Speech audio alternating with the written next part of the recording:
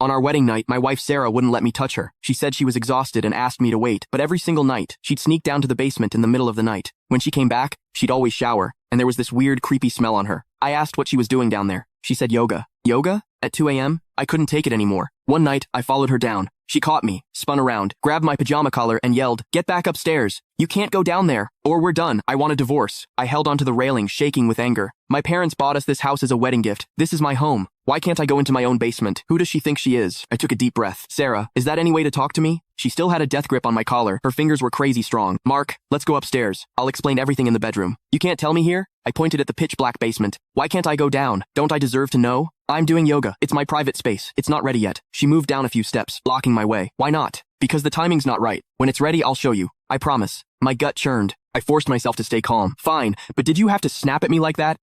She bit her lip. I got a little worked up, okay? You know how I am, I'm blunt. You're used to it. I scoffed and headed back upstairs. Fine. I'd check it out tomorrow when she left for work. Back in bed, I tossed and turned. Something was definitely up with that basement. Something big. Was Sarah hiding a secret? I looked over at her. She was awake too, staring at the ceiling. I thought back to when she first asked me out. I was shocked. She was gorgeous. Tons of guys were after her. And me? Just an average-looking dude. What did she even see in me? She said she liked that I was kind, quiet, and that I made her feel calm. I believed her. But if that was true, why did she push me away every night? I'm her husband. Was this normal? I couldn't help it. I reached out to touch her cheek. What are you doing? She jerked away like I'd burned her, looking at me with pure disgust, like I was something gross. It hit me. I turned away, furious, but I couldn't let it go. If she didn't have feelings for me, why'd she ask me out? Why'd she marry me? I turned back around. You said you needed time, that we couldn't be close yet. I get that, but why freak out when I barely touched you? How many times do I have to explain? It's psychological. I'm looking for a therapist, aren't I? Just be patient. She picked up her phone and tapped my shoulder with the back of it, wouldn't even use her hand. Mark, please, just give me 6 months. I promise things will be different. She tapped me with her phone. Was I that disgusting to her? Could I even trust her? But what choice did I have? I sighed and rolled over. The thing is,